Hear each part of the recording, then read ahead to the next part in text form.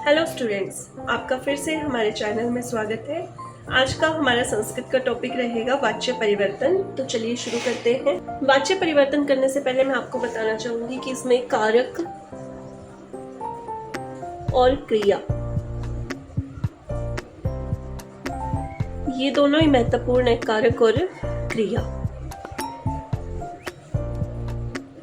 सबसे पहले जब हम कारक लेते हैं तो कारक से मैं आपको बताना चाहूंगी कि आपने 6th क्लास से लेकर अभी तक शब्द पढ़े होंगे।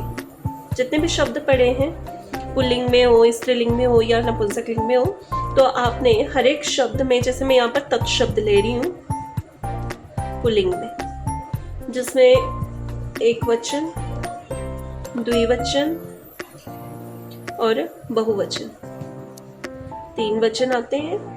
और सबसे पहले प्रथम विभक्ति आती है इसमें, जिसमें हम लिखते हैं सह, तौ और ते। द्वितीय विभक्ति में लिखते हैं हम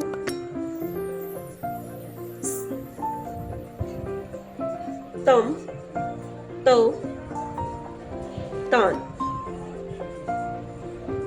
तीसरी विभक्ति आती है तृतीय, जिसमें हम लिखते हैं तेन, ताभ्याम और तय। जब भी हम वाच्य परिवर्तन करते हैं तो उसमें जो कारक होती है, तो कारक के लिए हमें सिर्फ हर एक शब्द की पहली 3 विभक्तियां ही चाहिए होती हैं, सिर्फ प्रथम, द्वितीय और तृतीय। इसके अलावा हमें बाकी शब्द से कोई मतलब नहीं होता है, सिर्फ 3 विभक्तियां लेते हैं। तो जब भी हम वाच्य परिवर्तन करते हैं तो उसमें जो प्रथम विभक्ति होती है, हमें द्वितीय भी नहीं चाहिए होती है, ठीक है। प्रथम विभक्ति को हम चेंज करते हैं तृतीय विभक्ति में, और तृतीय विभक्ति को चेंज करते हैं इसमें प्रथम विभक्ति में, ठीक है। वो तो मैं आपको आगे बताऊंगी कि कैसे हमने इसको करना है। तो यहाँ पर देखो, जैसे सह दिया है तो सह की जगह हम लिखेंगे तेन, और अगर आपको तेन आता है तो उसकी जगह आप लिखोगे सह। वैसे ही अगर आपको तौ दिया है तो आप लिखोगे ताभ्याम, और अगर ताभ्याम दिया तो आप लिखोगे तौ। वैसे ही अगर आपको ते दिया है तो आपने लिखना है तई, और अगर तई दिया है तो आपने लिखना है ते। और ये प्रोसेस जो है वो हर एक शब्द में होता है, चाहे आप इसमें राम शब्द ले लो, बालक शब्द ले लो, तत्शब्द स्त्रीलिंग में ले लो, तत्शब्द नपुंसकलिंग में ले लो, छात्र शब्द ले लो, लता शब्द ले लो, कोई भी शब्द ले लो, हर एक की हमें सिर्फ पहली 3 विभक्तियां चाहिए, और 3 में भी हमें दूसरी विभक्ति नहीं चाहिए, सिर्फ प्रथम और तृतीय विभक्ति चाहिए। प्रथम को चेंज करेंगे हम तृतीय में, तृतीय को चेंज करेंगे हम प्रथम में।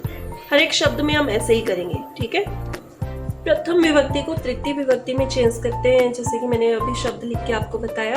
तो मैंने एक छोटा सा एक चार्ट बनाया आपके लिए, ठीक है, कि अगर आपको सारे शब्द याद नहीं है तो उसके लिए आप बस इतना सा भी याद कर लेंगे तो वो भी काफ़ी है, क्योंकि पेपर में ज़्यादातर इसी में से पूछा जाता है, ठीक है। तो जैसे सह है, मैंने आपको पहले बताया कि प्रथम विभक्ति को चेंज करते हैं हम तृतीय में।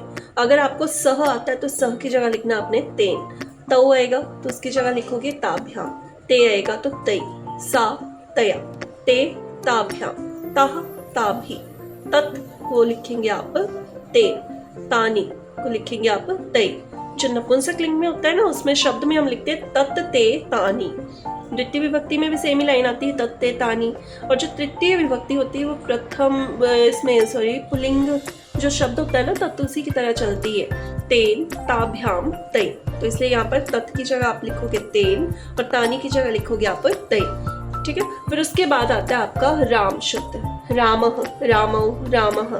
तो जो तीसरी विभक्ति आती है, रामः की जगह आता है रामेण, वैसे रामः की जगह आता है रामे।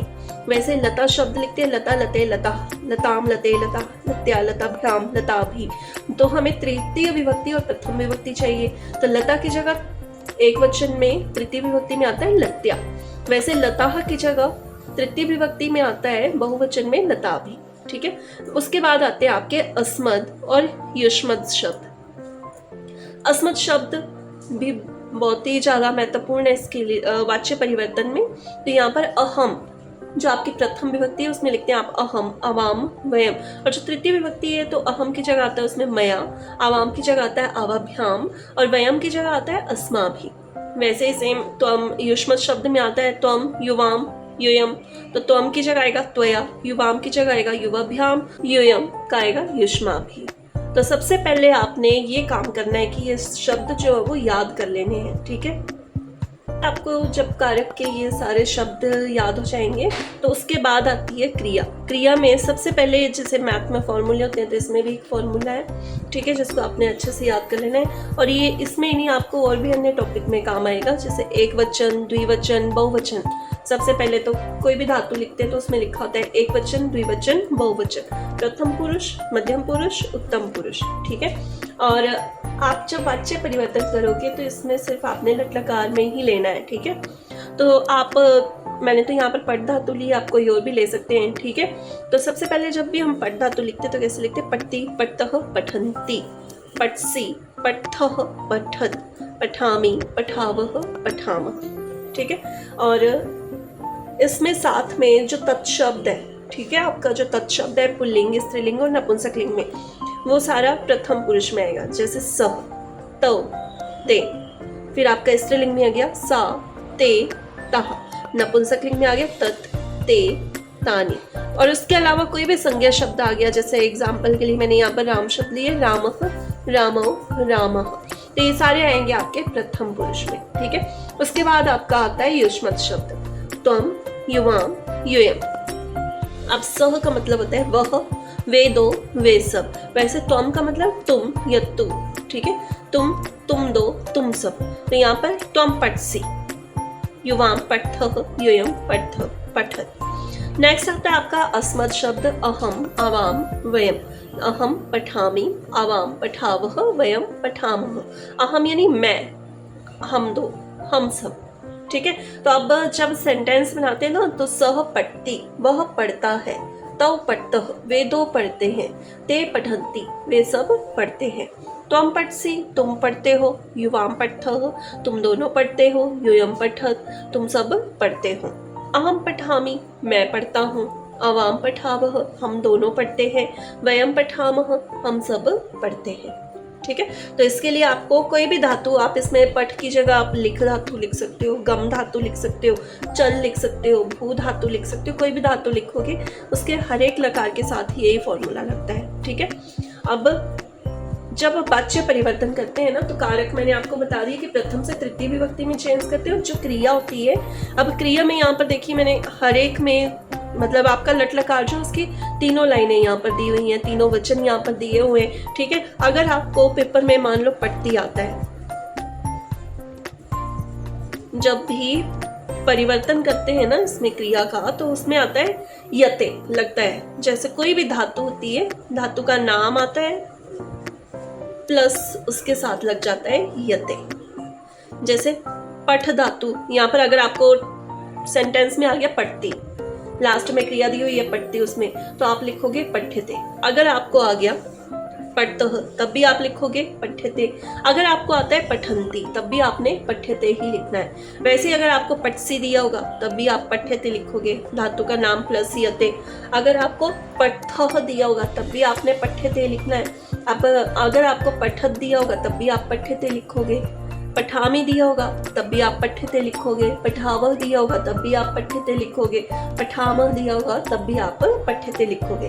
अगर मान लो यहाँ पर गम धातु लिखी होती मैंने, गच्छति, गच्छतः, गच्छन्ति, तो उसमें धातु का नाम आना था आपका गम, प्लस यते लग जाना था, तो उसमें बन जाना था गम्यते।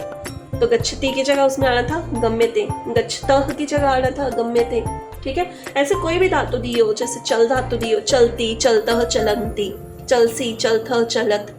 देखिए मैं लिख के ही आपको धातु का नाम प्लस यते मैंने आपको अभी बताया कि ऐसे हमने इसको लिखना है। तो जैसे पट्टी है, ठीक है, तो पट्टी में आपको पट्टी, पट्तः, पठन्ति, पटसी अभी बताया मैंने आपको, पटसी, पट्थ, पठत, पठामी, पठाव, पठामा, कुछ भी आ जाए आप क्या लिखोगे, धातु का नाम प्लस यते, यानी मिला के बन गया पठ्यते। वैसे गच्छति, गच्छतः, इसमें पूरे लकार में कुछ भी आ जाएगा तो आप लिखोगे गम प्लस यते, गम्यते।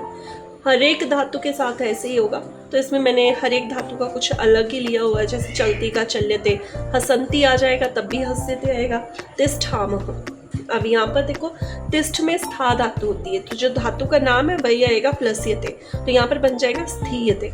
वैसे लिखामी, लिख प्लस यते, लिख्यते। अब पश्यति में धातु का नाम होता है दृश्य, प्लस यते लग गया तो शब्द बन जाएगा दृश्यते। वैसे करोशी में क्री धातु है, प्लस यते लगा देंगे तो यहाँ पर हो जाएगा क्रियते। ठीक है।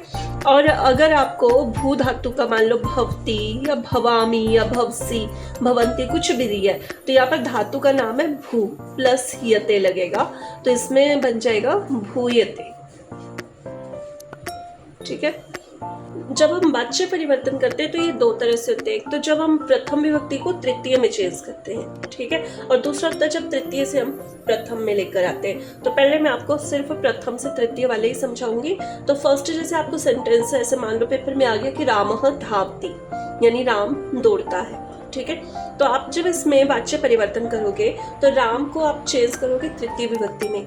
तो जैसे मैंने आपको शुरू में बताया था कि एक चार्ट मैंने आपको बताया था कि आपने ये याद करने हैं। तो जब भी आप राम शब्द बोलोगे, रामः रामौ रामः, रामम रामौ रामान, रामेण रामाभ्याम रामई, तो आपने राम को, ये प्रथम विभक्ति एक वचन में आ रहा है तो तृतीय विभक्ति एक वचन में इसी शब्द में क्या आता है, रामेण।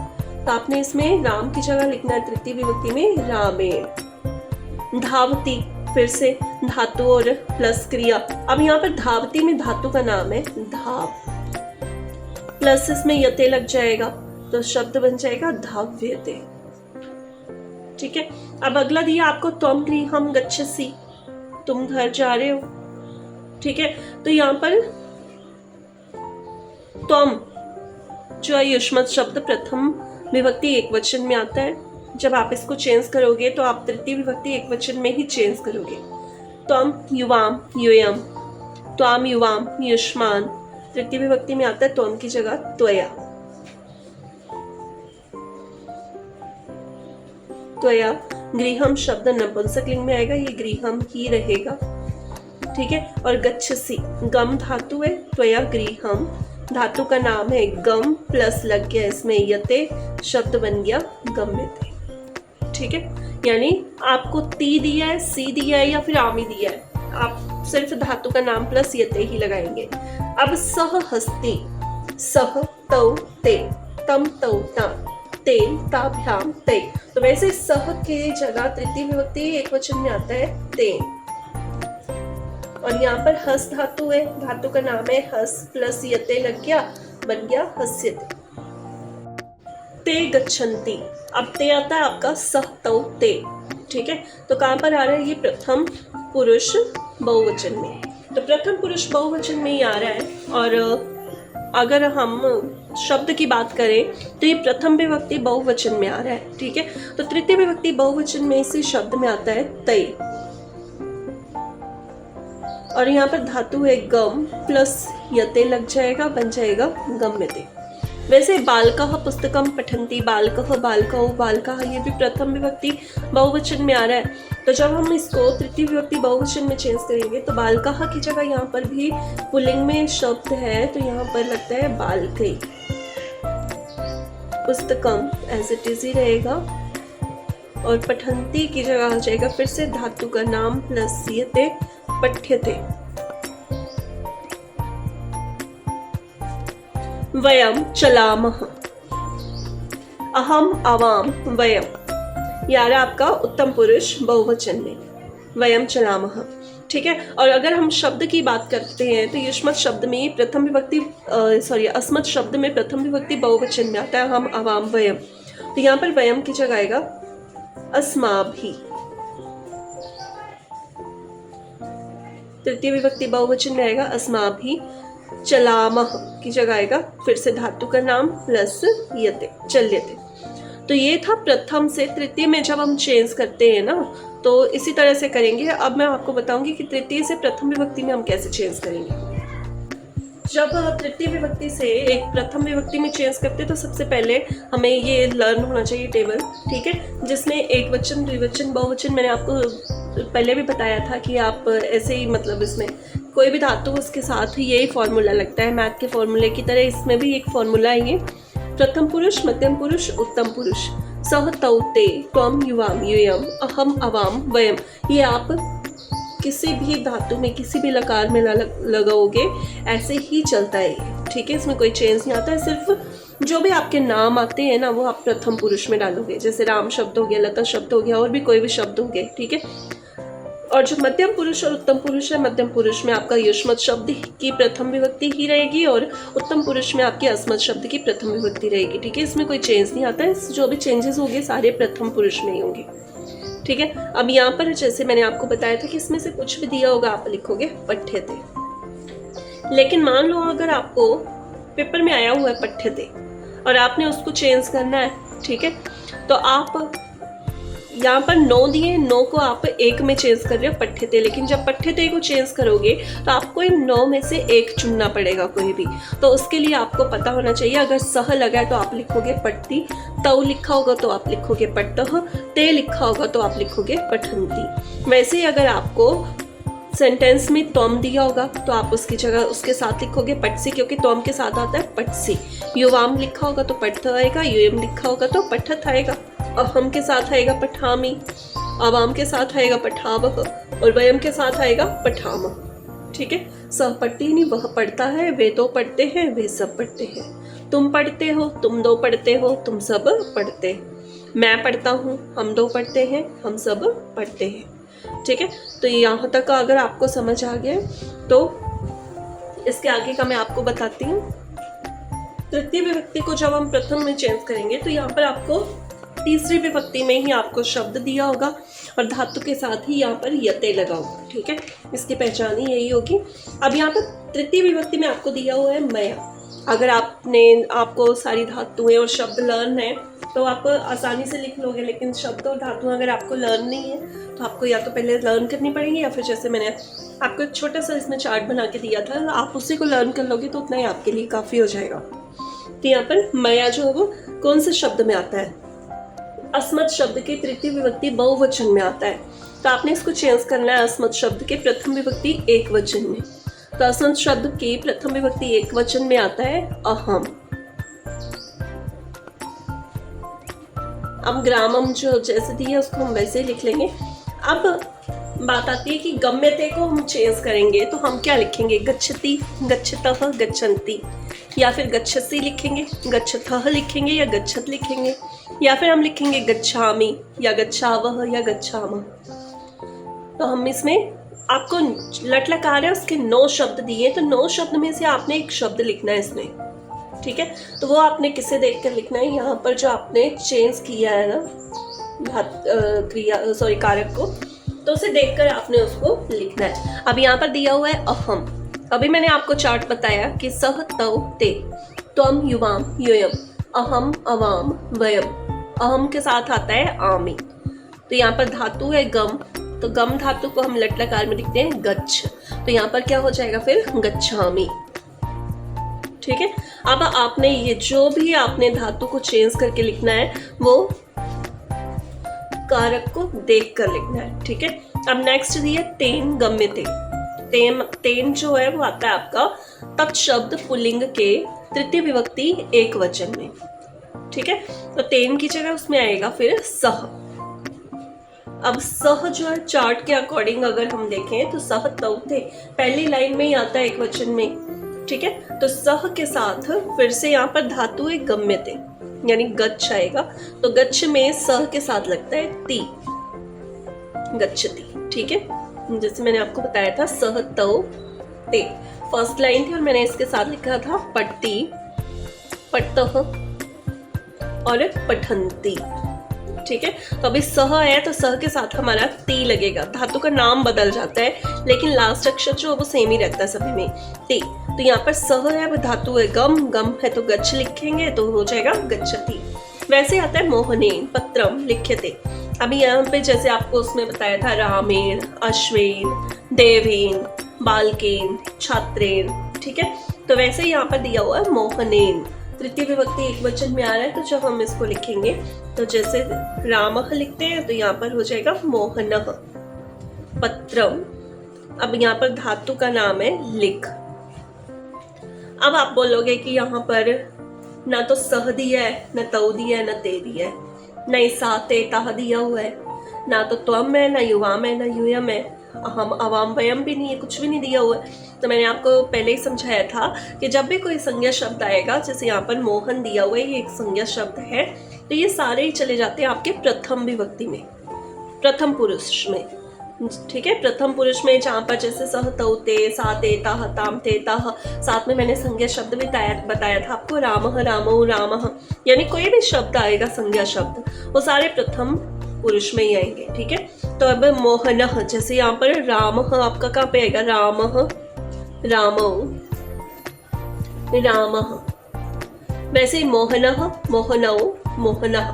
अब यहाँ पर आ रहा है आपका मोहनः, तो मोहनः आ रहा है आपका प्रथम पुरुष एक वचन में, तो उसके साथ लगेगा ती, तो यहाँ पर हो जाएगा लिखती, सह पत्रम लिखती, मोहनः पत्रम लिखती। ठीक है। तया हस्यते, अब तया आपका आता है सा ते ताह ताम ते ताह तया। ठीक है। यानी तृतीय विभक्ति बहुवचन में आ रहा है तत्शब्द स्त्रीलिंग में, तो यहाँ पर जब हम चेंज करेंगे तो तया की जगह आ जाएगा आपका सा। अब हस्यते, हस्यते में धातु है आपकी हस, हस धातु को लट लकार में लिखते हैं हस्ती, हस्तः हसंती। तो आपका सा जो है चार्ट के अकॉर्डिंग, जिसमें आपको मैंने फॉर्मूला बताया था, तो उसमें सा आता है आपका प्रथम पुरुष एक वचन में, नहीं उसके साथ लगता है ती, तो यहाँ पर हस्ती आएगा। अगला है रम्या, लेखम लिख्यते, रम्या यानी रमा शब्द है यहाँ पर, जैसे लत्या आता आपका तृतीय विभक्ति एक वचन में, वैसे यहाँ पर आएगा रम्या। तो आप लत्या की जगह लिखोगे लता, तो रम्या की जगह आएगा आपका रमा। लेखम, अब धातु का नाम है यहाँ पर लिख। अब लिख में हम कैसे लिखेंगे, लिखती, लिखता, लिखंती। अब यहाँ पर शब्द दिया है रमा, स्त्रीलिंग में आ रहा है। ठीक है। ये क्या है, संज्ञा शब्द है, संज्ञा शब्द है तो वैसे ही आएगा ये प्रथम पुरुष एक वचन में, जैसे रामः रामौ रामः, वैसे रमा रमे रमः, लता लते लता। तो रमा शब्द एक वचन में आ रहा है, इसलिए एक वचन में वहां पर लगेगा साथ में ती, तो ये बन जाएगा लिखती। युष्मा भी दृश्यते, अब युष्मा भी युष्मत शब्द में आता है, तृतीय विभक्ति बहुवचन में आता है, तो जब आप इसको प्रथम विभक्ति एक वचन में चेंज करोगे, सॉरी बहुवचन में चेंज करोगे, तो यहाँ पर आएगा यूयम। अब दृश्य धातु है, दृश्य धातु को जब आप चेंज करोगे लट लकार में, तो इसमें आता है पश्यति, दृश्य यानी देखना, देखने को हम मोर बोलते हैं पश्य। तो हम जब लकार में लिखते हैं तो हम पश्यति करके लिखते हैं, उसमें पश्यति, पश्यतः, पश्यन्ति, पश्यसि, पश्यथः, पश्यत, पश्यामि, पश्यावः, पश्यामः। तो यहाँ पर आपको यूयम दिया हुआ है, तो यूयम के साथ आपका आएगा, यूयम आपका चार्ट के अकॉर्डिंग आता है आपका मध्यम, त्वम, युवाम और यूयम, जो मैंने आपको चार्ट बताया था उसके अकॉर्डिंग आता है मध्यम पुरुष में।